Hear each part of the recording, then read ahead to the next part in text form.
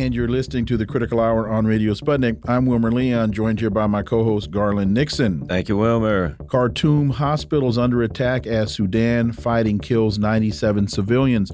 Mortar rounds and artillery fire slammed into hospitals in Sudan's capital as they struggled to deal with the mounting casualties from battling military factions, while the civilian toll after 3 days of fighting reached 97. What's happening in Sudan and why? For insight into this, let's turn to our next guest. He holds the John J. and Rebecca Moores Chair of History and African American Studies at the University of Houston. He is one of the most prolific writers of our time. His latest book is entitled The Counter-Revolution of 1836, Texas Slavery, Jim Crow, and the Roots of American Fascism. Dr. Gerald Horne, as always, welcome back. Thank you for inviting me. So fighting broke out Saturday morning in the Horn of Africa Nation after weeks of rising tensions between the Rapid Support Forces, the RSF, a major paramilitary group led by Vice President Mohammed Hamdan Dagalo, universally referred to as Hamedi, and the military headed by the president, Lieutenant General Abdel Fattah al-Burhan. What is going on here? This sounds like intra-military fighting in Sudan, Dr. Horne. It is in part, but let me first of all engage in full disclosure. Some decades ago, during my tenure as a left-leaning lawyer, I was asked by the Union of Arab Jurists to come to Khartoum in order to be involved in the mediation process of yet another Sudanese civil war. Needless to say, that process did not eventuate with success. Otherwise, you would not have had this current crisis. The short answer to your question is that the way to look at what's unfolding in the country is if you had a rebellion in the United States spearheaded by the Navy SEALs and the Green Berets against the entire U.S. military. Keep in mind that the Navy SEALs and the Green Berets are some of the most expertly, adeptly trained forces and are some of the slyest forces as well, since they're routinely trained in every manner of combat, not to mention intelligence. And the so-called rapid support forces are the equivalent of the special forces that I just made reference to in the United States. But also complicating the question is that these so-called special forces have been implicated in certain transgressions in Darfur. Recall, it was not so long ago that Darfur, that region in the west of Sudan, was in U.S. headlines repeatedly because of unrest there that the central government forces were seeking to restrain, if not suppress. And given the fact that a former leader of Sudan, speaking of Mr. al-Bashir, is under heavy manners, as they say in the Caribbean, because of an indictment pressed by the International Criminal Court, there is an apprehension amongst these so-called special forces that they will be offered up as a kind of sacrificial lamb to the International Criminal Court. Recall that just a year or two ago, that Mr. al-Bashir, before he was ousted, was in South Africa, which is a signatory to the International Criminal Court Charter. And the South African authorities were under enormous pressure to detain and arrest him, which they did not. And therefore, the pot is still boiling. Keep in mind as well is that there is an international dimension to this conflict. As you know more than most, there has been a lot of hysterical reporting about the role of Russia in Africa, particularly the Wagner Group, which is heavily involved not only in Ukraine and Bakhmut as we speak, but also in the neighboring Central African Republic. The stories leaking out of Sudan about the Wagner Group somehow becoming involved in Sudan, no doubt raised alarm bells in Washington, helping to stir, I'm afraid to say, this present unrest. And as well, keep in mind that United States imperialism is no stranger to Sudan.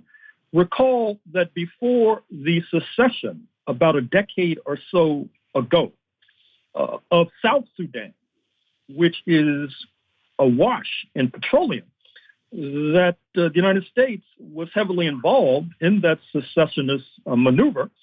Recall that you have leaders of South Sudan, now an independent nation, who, as we speak, still wear Texas cowboy hats in homage to then U.S. President George W. Bush, who helped to usher South Sudan to independence. And even before that, recall that Sudan, which at that time, before the secession, carried the reputation of being the largest nation by territory on the African continent. With the secession, it no longer holds that title. That Sudan had one of the strongest communist parties on the African continent, perhaps second only to South Africa's Communist Party, which is now in power and league with the African National Congress in Pretoria. But as you know, the United States worked overtime to destabilize the Sudanese Communist Party, which had particular strength amongst the railway unions, a particularly important industry in light of the size of that country.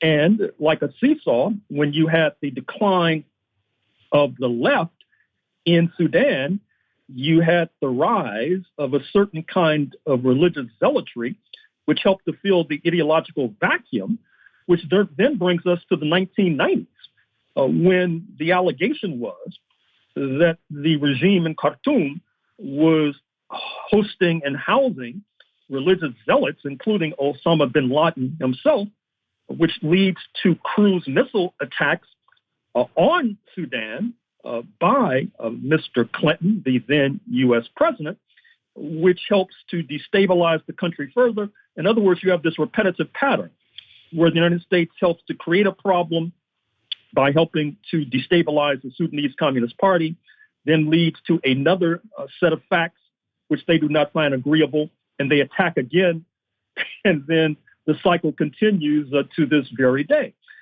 I would be remiss if I failed to acknowledge the strategic siting of Sudan.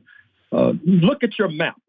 It borders Egypt, a major recipient of U.S. military aid, that is to say, Cairo sending billions into the pockets of the U.S. military industrial complex.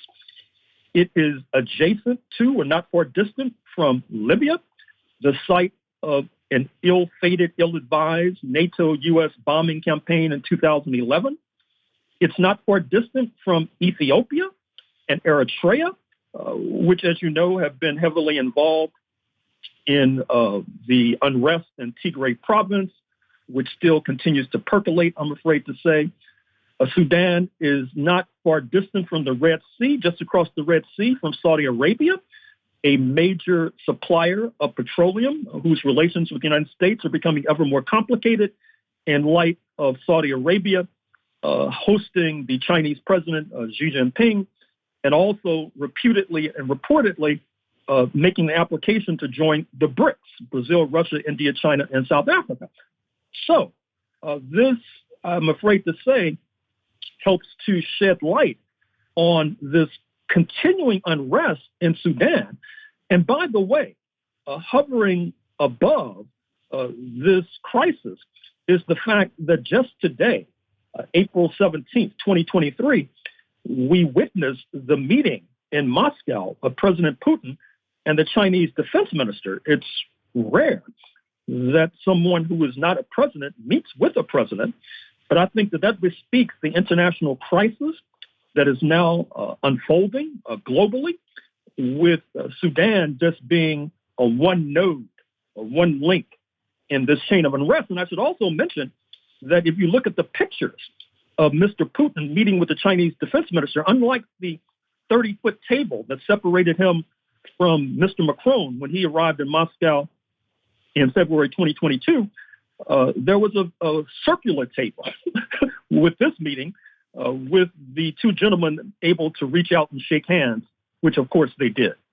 And I'll add this. We covered this a few months ago, where the Sudan had given the go-ahead to establish a Russian naval base in Sudan, keeping in mind, and I think what's critical there, and when you discuss the alliance between Russia and China, is a little bit down the Red Sea at a very, very strategic point in Djibouti. China has a very large naval base there, and as soon as I heard, okay, there's unrest in Sudan, the first thing I thought about was that military base, and the two of them being together on the Red Sea and what that means. Do you think that has any effect on this, or at least the U.S.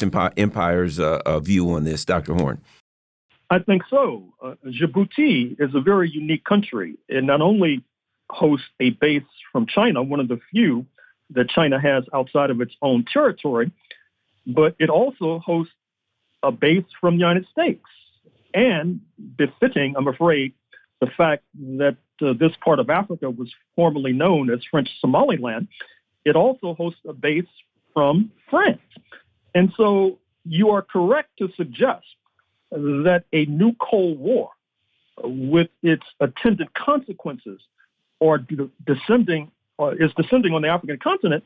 And with regard to the aforementioned base that you noted in Sudan, that would likely be Port Said, which abuts the Red Sea, is a major node insofar as it leads directly into the Suez Canal, one of the major choke points on planet Earth, and also, as noted, is across the Red Sea, not only from Saudi Arabia, but from Yemen, where even as we speak, despite peace talks, a conflict still bubbles between the Iranian-backed or allegedly Iranian-backed Houthi forces and the Saudi regime, which now is apparently rethinking its decades-long alliance with U.S. imperialism. Also, still staying focused on Russian President Putin meeting with the Chinese Defense Minister Li Shangfu.